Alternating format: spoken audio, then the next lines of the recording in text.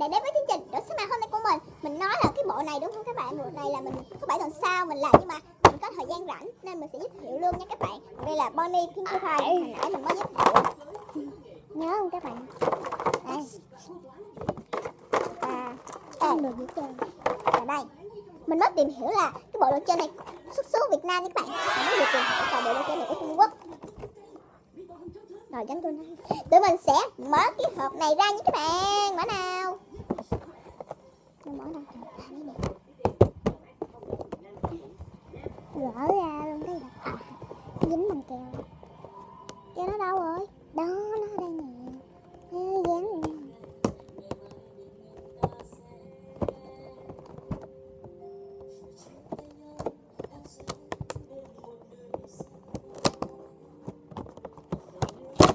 Rồi, mở ra được rồi các bạn. Đẹp quá à.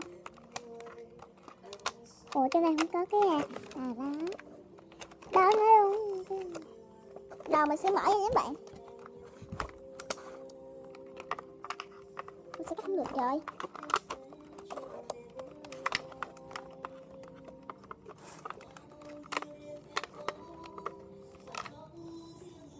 Sẽ cắt không được ra.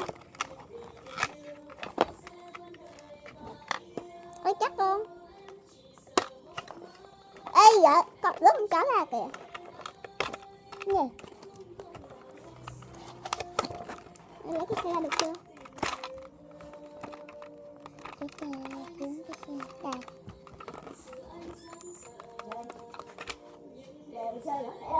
Lúc mình đang quay thì đã về mà rất buồn. Thì có một mình ở đây à. Chán lắm rồi. Để mình lấy cái này nắp nha. Để, mở được. Để mình mở ra coi thử với các bạn. Mở sao vậy các bạn ơi, mình lại gặp lại chiếc xe này các bạn. Còn mình chưa gõ này ra các bạn. Đây là một cái ly nha các bạn. Chai nước. Mấy gì mình cũng không biết luôn. Là bánh pizza. Còn đây là cái miếng rồi nước này. Mình sẽ gắn vô. Đây nó gắn được rồi các bạn. Bỏ vô đây các bạn. Rồi muỗng đĩa nữa nha các bạn. Đây là cái đĩa. Cái dao. Cái muỗng. Và một cái khăn.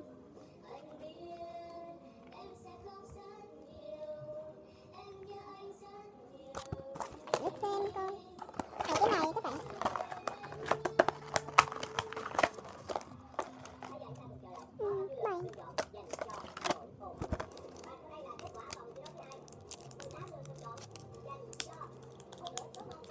Đây là hình ngôi sao.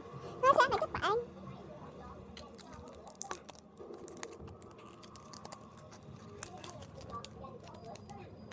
Đây là hình ngôi sao luôn. Đây là hình bông hoa.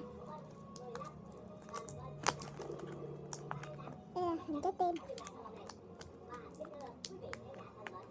Hình trái tim luôn. Rồi hết rồi. Coi con nhỏ này.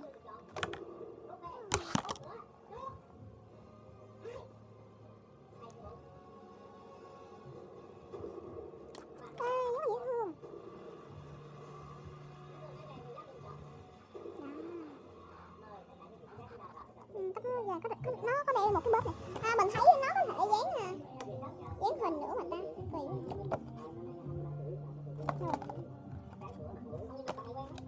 Thấy rồi nè. Trời ơi, nãy giờ quên luôn.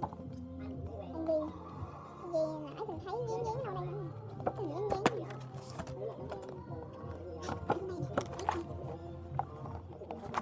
Cái bộ này là mình mua một 319 cặp. 319. Mình nhớ có một mấy cái bộ 200 mấy. Mình sẽ xích bộ vô nha các bạn. Bỏ vô cái này. Bỏ mấy cái đồ này vô.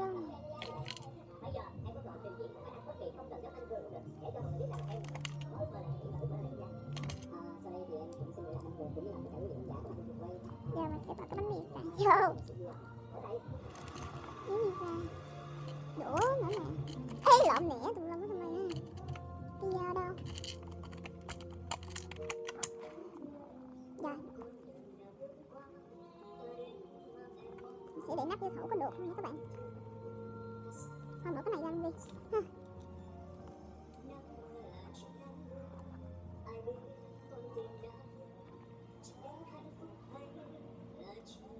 Cái này cũng không có vừa lắm, mình chắc được rồi. Còn mấy trái tim này để ngoài đi nha các bạn. Rồi, cái này có thể nó mở được nha các bạn. Mở cái xăng này đi. Trái tim. Rồi, cho con cái này rồi. Cái này có thể xúc cái chân được nha các bạn. Cái này có thay quần áo được luôn, đấy. Ồ.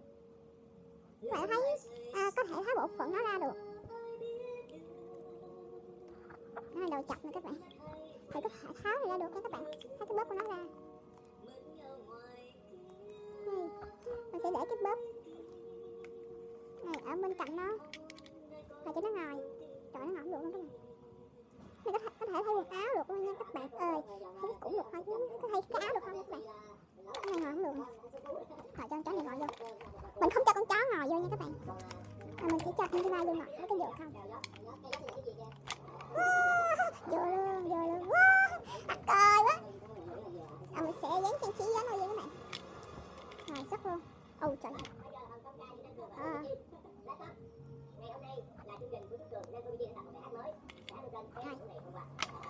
Mình sẽ dán.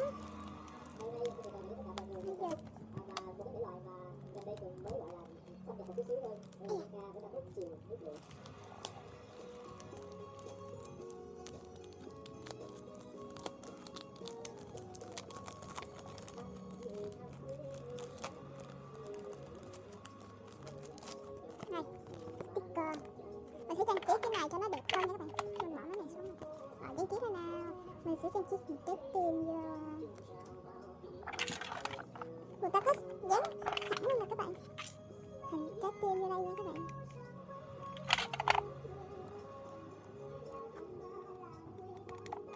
Phải xảy rồi chắc không sao đâu. Tiếp hình trái tim.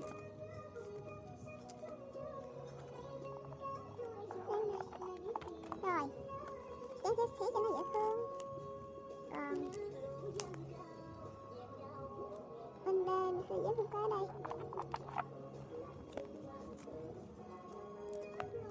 Và một cái ở dưới.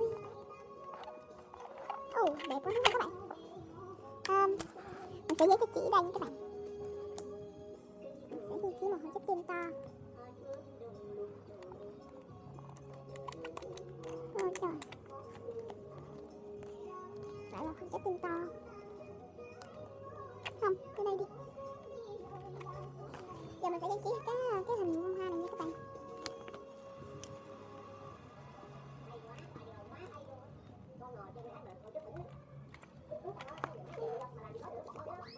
Lại một hình bông hoa.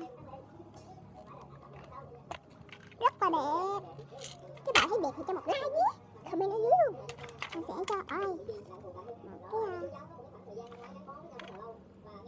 hình trái tim to nha các bạn.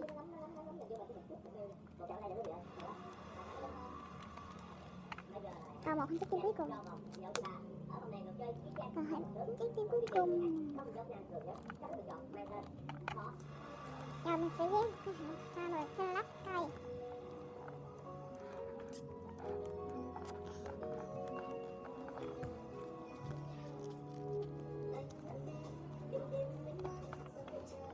Đẹp quá đúng không các bạn?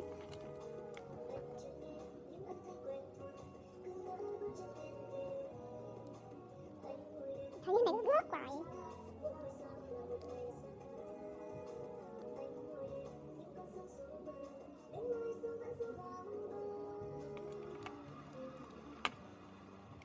Mình có phát hiện ra một cái này nha các bạn. Cái này đứng chứ không phải là ngồi được. Nó có một cái này nó ở đây ha các bạn. Cái đó nó ở đây để giống như cái chân của nó này các bạn. Nó cái lỗ. Mình sẽ gắn thử nha các bạn.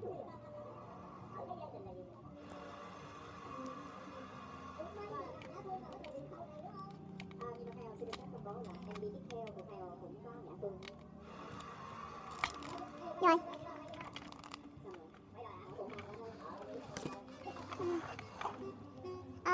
Sẽ giấy tiếp cho các bạn.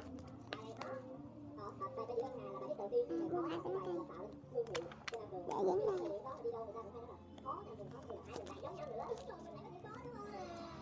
Ôi chắc cho nó bị đắt. Là 42 tiếng. Lên đây đi.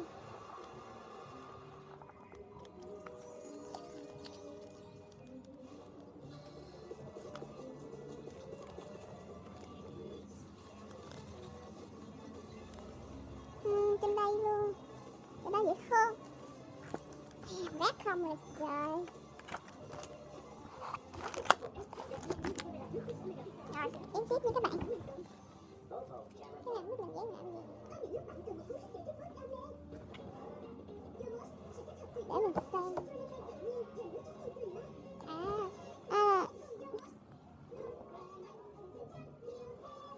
Mình dán dưới đây nè các bạn. Mình sẽ dán chữ gì in ở đây nè.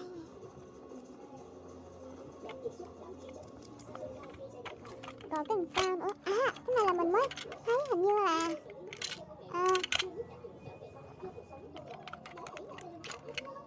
có thể cho cái này đóng được sao mình không chắc nữa.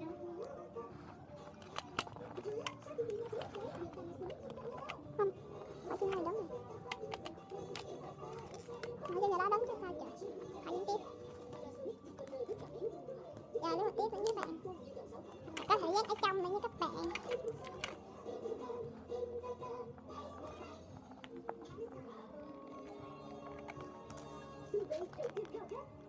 Rồi còn cái sữa tay cuối cùng. Ồ, tiếc mà mở cái cánh của không có được ha các bạn. Nữa một tí. Rồi, đứng bên đây. Tiếp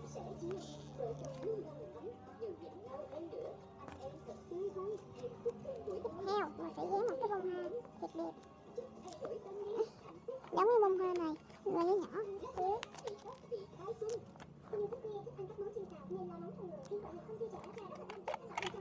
Rất là đẹp. Ở đây sao cuối cùng. Không, ở đây nữa các bạn. Dán bông hoa này đi. Tiếp theo, bên này. Tiếp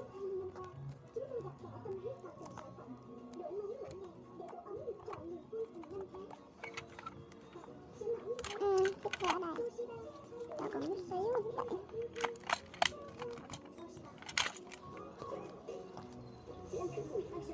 Này chỉ cần chấm phía đây. Cái bên đây.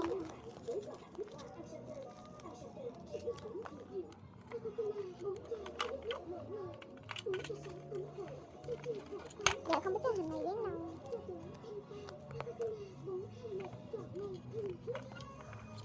À dán này.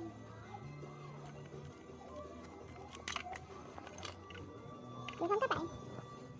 Còn cái cuối cùng. Mình sẽ dán làm sao luôn.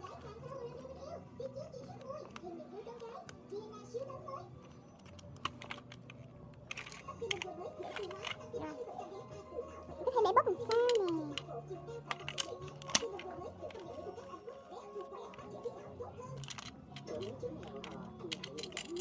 Mình sẽ làm cho một